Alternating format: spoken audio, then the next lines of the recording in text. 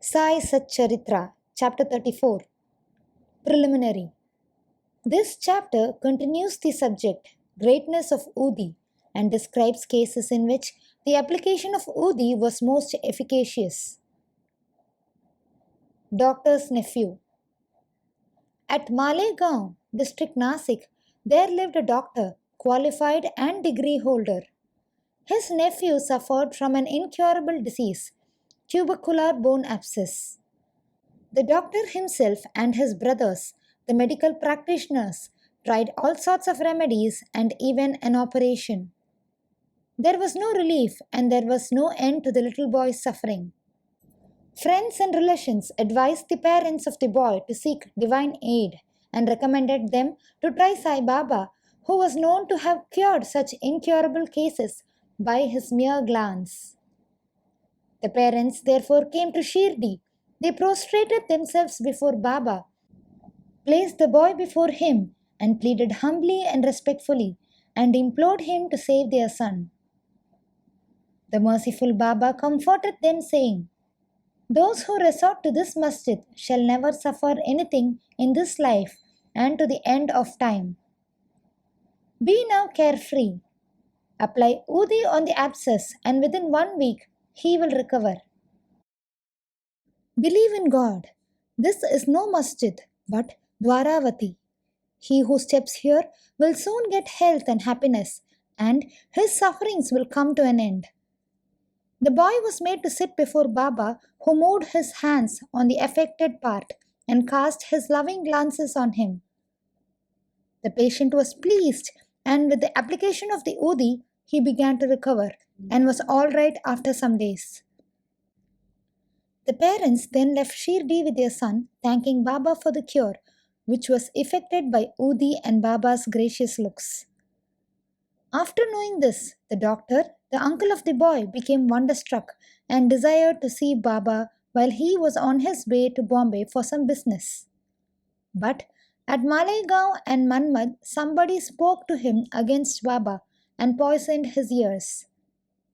He therefore dropped the idea of visiting Shirdi and went to Bombay direct.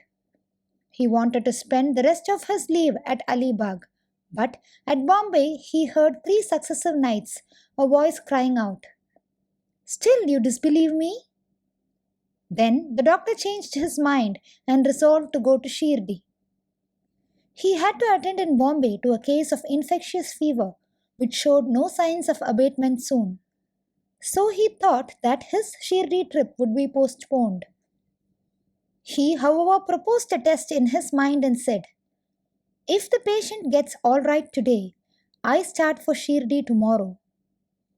The wonder is that exactly at that time, when the determination was taken, the fever began to abate and the temperature became normal. Then he went to Shirdi as per his determination, took Baba's darshan and prostrated himself before him. Baba gave him such experiences that he became his devotee. He stayed there for 4 days and returned home with Baba's Udi and blessings. Within a fortnight, he was transferred on promotion to Bijapur. His nephew's case gave him an opportunity for seeing Baba, and the visit engendered in him a never failing love for the saint's feet. Dr. Pillai. One Dr. Pillai was an intimate bhakta of Baba. He was much liked by Baba, who always called him Bhau, a brother. Baba talked with him off and on and consulted him in all matters and wanted him always at his side. This Pillai suffered once very badly from guinea worms. He said to Kaka Sahib Dikshit, "The pain is most excruciating and unbearable. I prefer death to it. This pain, I know, is for repaying past karma. But please go to Baba and tell him to stop the pain and transfer the working of my past karma to 10 future births of mine." Mr. Dikshit went to Baba and told him this request. Then Baba, being moved by his request, said to Dikshit, "Tell him to be fearless. Why should he suffer for 10 births? In 10 days, he can work out the sufferings and consequences of his past karma." while I am here to give him temporal and spiritual welfare. Why should he pray for death? Bring him here on somebody's back and let us work and finish his sufferings once for all. The doctor was brought in that condition and was seated on Baba's right side, where Fakir Baba always sat. Baba gave him his bolster and said, "Lie calmly here and be at ease." The true remedy is that the result of past actions has to be suffered and got over. Our karma is the cause of our happiness and sorrow. Therefore, put up with it, whatever comes to you. Allah or God is the sole dispenser and protector. Always think of Him. He will take care of you. Surrender to His feet with body, mind, wealth, and speech. That is, completely, and then see what He does. Dr. Pillai said in return that Nana Sahib had put a bandage over the leg, but he found no relief. "Nana is a fool," replied Baba. "Take off that bandage, or else you will die. Now a crow will come and pick you, and then you will recover." While this conversation was going on, one Abdul, who always cleaned the masjid and trimmed the lamps, turned up. While he was attending to his work of training, his foot accidentally fell upon the stretched leg of Dr. Pillai.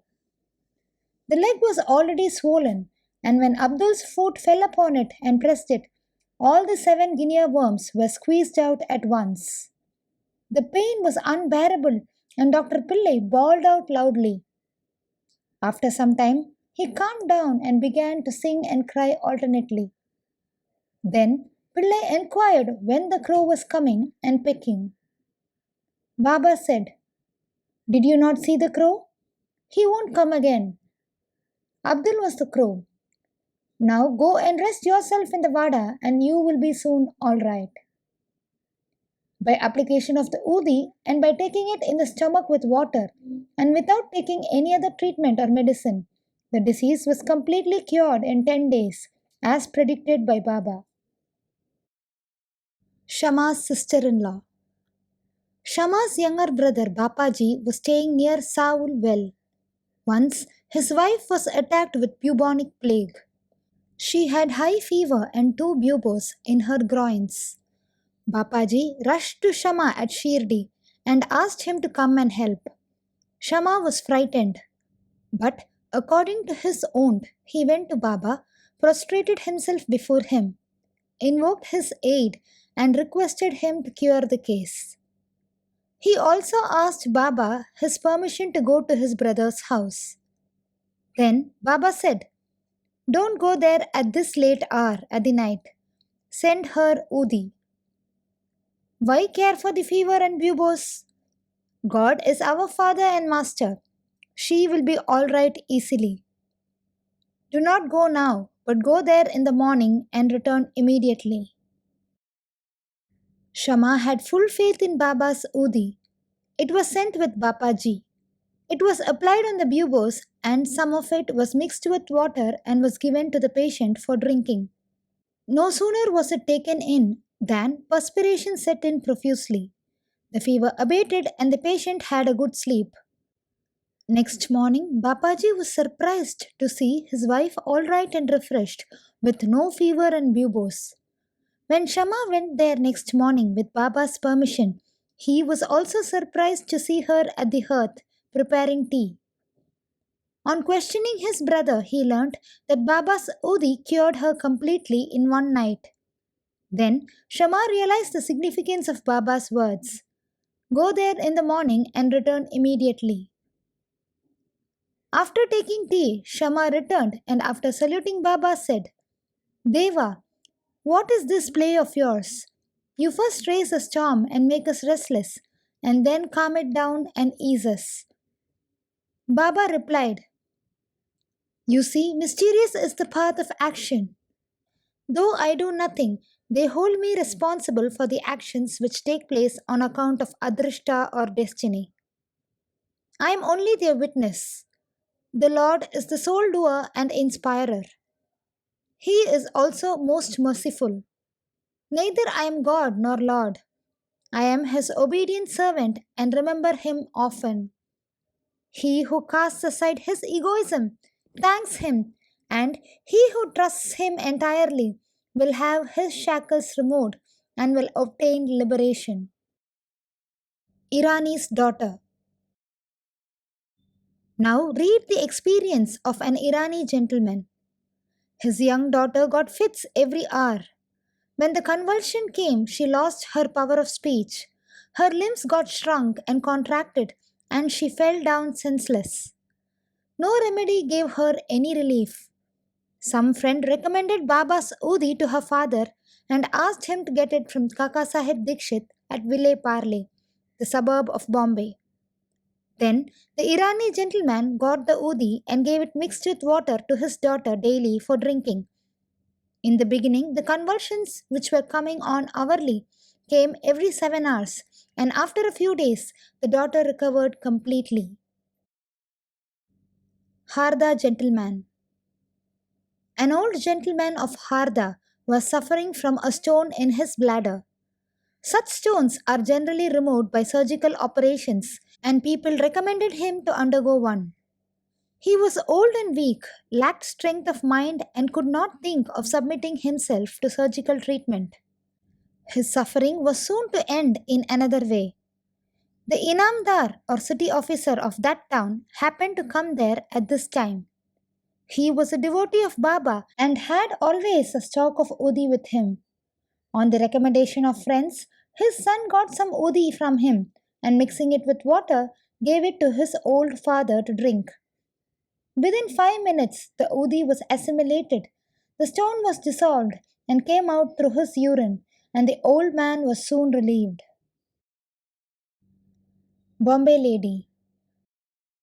A woman of Bombay always suffered terrible pain at her delivery. She was very much frightened each time she became pregnant and did not know what to do. Sri Rama Maruti of Kalyan, who was a devotee of Baba, advised her husband to take her to Shirdi for a painless delivery. When she next became pregnant, both husband and wife came to Shirdi, stayed there for some months and worshipped Baba and got all the benefit of his company. After some time, the hour of delivery came, and as usual, there was obstruction in the passage from the womb. She began to suffer labor pains, did not know what to do, but began to pray to Baba for relief. In the meantime, some neighboring women turned up and, after invoking Baba's aid, gave her udi mixture to drink. In 5 minutes, the women delivered safely and painlessly. The issue was stillborn according to its fate, but the mother who got rid of the anxiety and pain thanked Baba for the safe delivery and ever remained grateful to him. Bow to Sri Sai. Peace be to all. Please join me in spreading the life and teachings of Sai Baba to many more people by sharing this video and adding your valuable comments below. Om Sai Ram.